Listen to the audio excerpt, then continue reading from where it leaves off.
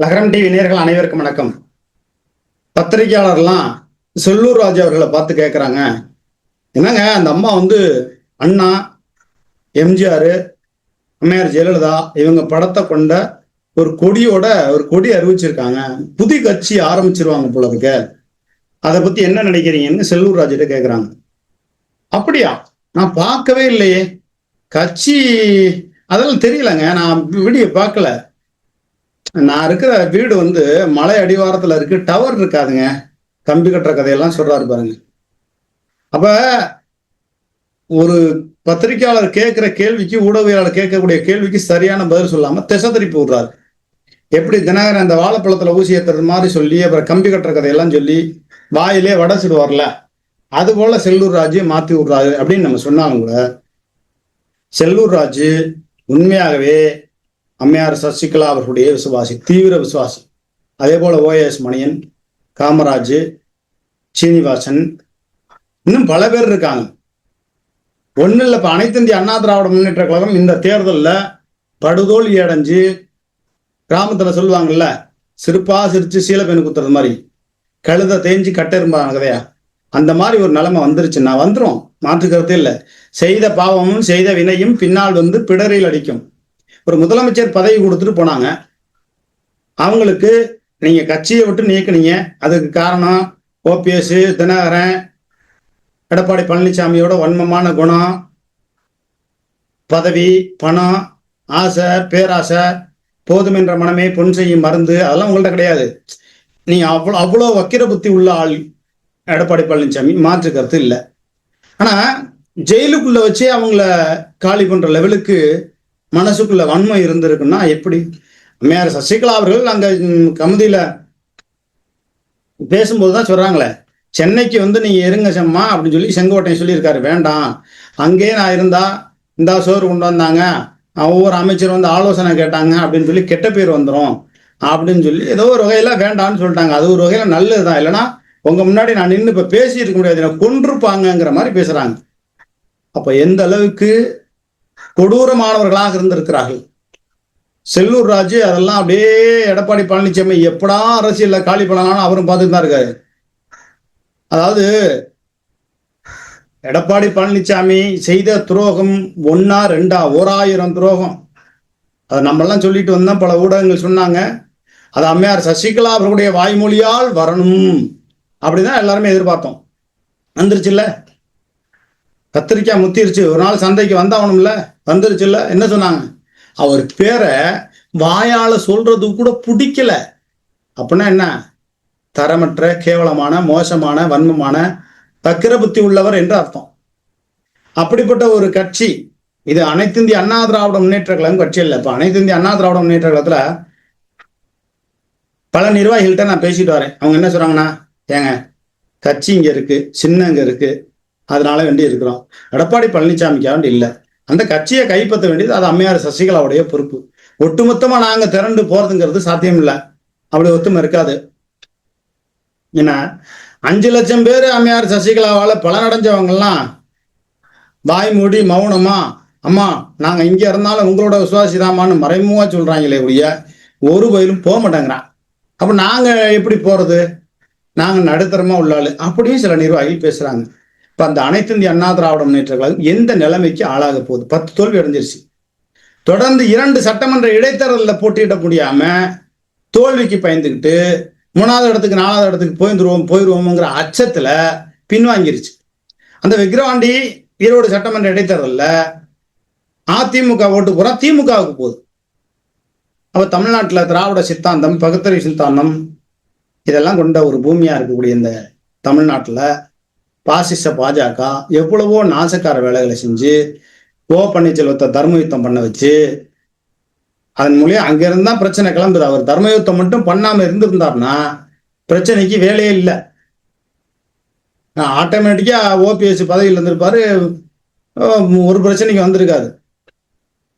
ஆனா ஒட்டுமொத்த பிரச்சனைக்கும் OPS காரணமா இருந்தாலும் அதையெல்லாம் சாதகமா எடப்பாடி பழனிசாமி பயன்படுத்தி கொண்டு ராஜதந்திரமா, நரித்தனமா, சகுனித்தனமா அத்தனை கேவலமான வேலைகளையும் செஞ்சுட்டு ஜெயிலே வச்சு காலி பண்ற லெவலுக்கு எடப்பாடி பழனிசாமி திட்டமிட்டு இருக்காருங்கிறத அம்மையார் சசிகலா பேசுறத வச்சு கண்டுபிடிக்க முடியுது.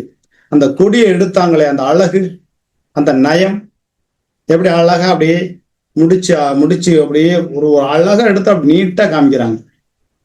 உண்மையாகவே அம்மையார் சசிகலா அவர்கள் இந்த கட்சி கொடி அறிவித்திருப்பது என்பது வரவேற்கக்கூடிய ஒன்று. அது புதிய கட்சியா அல்லது எம்ஜிஆர் கிட்ட ஒரு தொண்டர் கொடுத்த கட்சி போல ஐயா திவாகரன் அவர்கள் தொடங்கிய கட்சியா அப்படிங்கிறது போக போக தான் தெரியும். எது எப்படி இருந்தாலும் அம்மையார் சசிகலா அவர்கள் அந்த கட்சியினுடைய பொதுச் செயலாளர் அல்லது தலைவர் அப்படிங்கிற நிலைமைக்கு வரும்பொழுது தமிழ்நாடு முழுவதுமாக பொறுப்பாளர்கள் கிளை வாரியாக தேர்வு செய்யப்படுவார்கள். கிளை வாரியாக பொறுப்பாளர்கள் தேர்வு செய்யப்படுவார்கள். அனைத்து இந்திய அண்ணா திராவிட முன்னேற்ற கழகம், அதே போல டிடிவி தினகரன் இருக்கார்ல, இன்றைக்கு யோக்கிய சிகாமணியாக இருந்து கொண்டு இட்லி சாம்பார்னு புது புது கம்பி கட்டுற கதையெல்லாம் சொல்றாரு. அவரெல்லாம் ஒரு பெரிய அரசியல்வாதினு எல்லாம் நம்பி நம்மள மாதிரி ஆளு போய் உழைச்சி வீணா போனோம். என்ன அப்படிப்பட்ட சில கட்சிகள் எல்லாம் உதிர்ந்து போகக்கூடிய கட்சியாக பூவோடு சேர்ந்து நாரும் மணக்கும் என்று சொல்வார்கள்.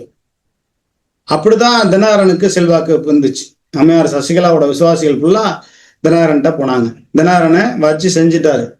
துரோகத்தின் மொத்த உருவமாக தினகரன் காணப்படுகிறார் என்று அம்மா மக்கள் முன்னேற்ற கழகத்தை சார்ந்த ஆலங்குடியிலிருந்து தென்னரசு பேசுறாரு, பேராவூர்லேருந்து கருப்பையா பேசுறாரு, இன்னும் யாரும் பேசுறாங்க.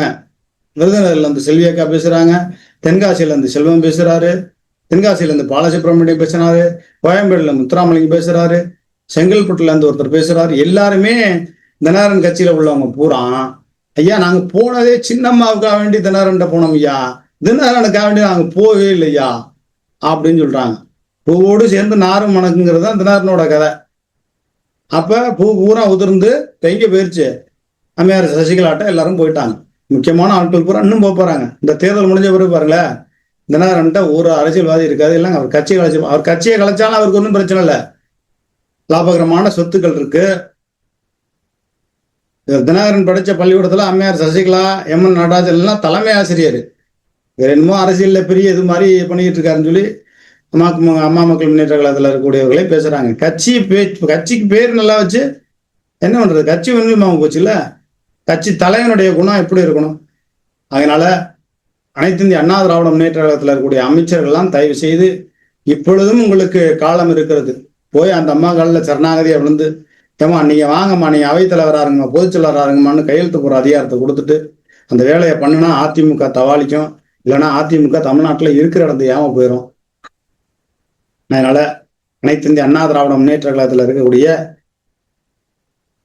SP Velumani, Natham Viswanathan, Srinivasan, Sellur Raju, OS Maniyan, Kamaraj, CV Shanmugam, KP Munusamy இவங்கெல்லாம் கலந்து பேசி அந்த அம்மாவை கட்சிக்குள்ள சேர்க்கலன்னா அதிமுக கழுத தெரிஞ்சு கட்டரும்பான கதையா சிரிப்பா சிரிச்சு சீலப்பேனை குத்துற நிலைமை வந்துடும்.